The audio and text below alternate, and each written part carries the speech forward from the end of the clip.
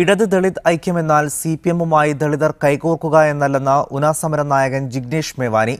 സിപിഎമ്മിന്റേത് കപട ഇടതുമുഖമാണ്. സിപിഎം ഇടതു പാർട്ടിയാണെങ്കിൽ കേരളത്തിൽ രണ്ടാം ഭൂപരിഷ്കരണം നടത്താൻ തയ്യാറാകണമെന്ന് ജിഗ്നേഷ് മേവാനി പറഞ്ഞു.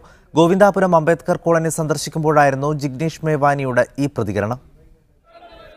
ഗോവിന്ദാപുരത്തെത്തിയ ജിഗ്നേഷ് മേവാനി ദളിത് സംഘടനകളുടെ പരിപാടികളിൽ പങ്കെടുത്തു.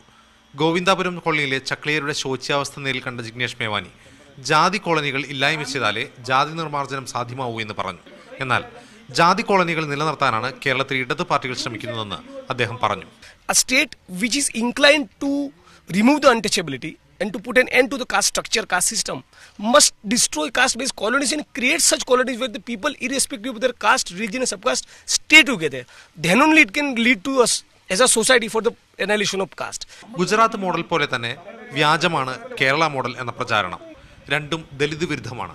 പട്ടികജാതിക്കാർക്കെതിരായ പീഡനങ്ങളിൽ കുറ്റവാളികൾ ശിക്ഷിക്കപ്പെടുന്നത് കേരളത്തിൽ ദേശീയ ശരാശരിയേക്കാൾ കുറഞ്ഞ നിരക്കിലാണ്. ഗുജറാത്തിലും ഇത് തന്നെയാണ് സ്ഥിതിയെന്ന് ജിഗ്നേഷ് മേവാനി പറഞ്ഞു. Keep coming to Kerala and we definitely need to come out with alternative model of development. CPM's Kerala model is as pathetic as Gujarat model. Media One, Palakkad.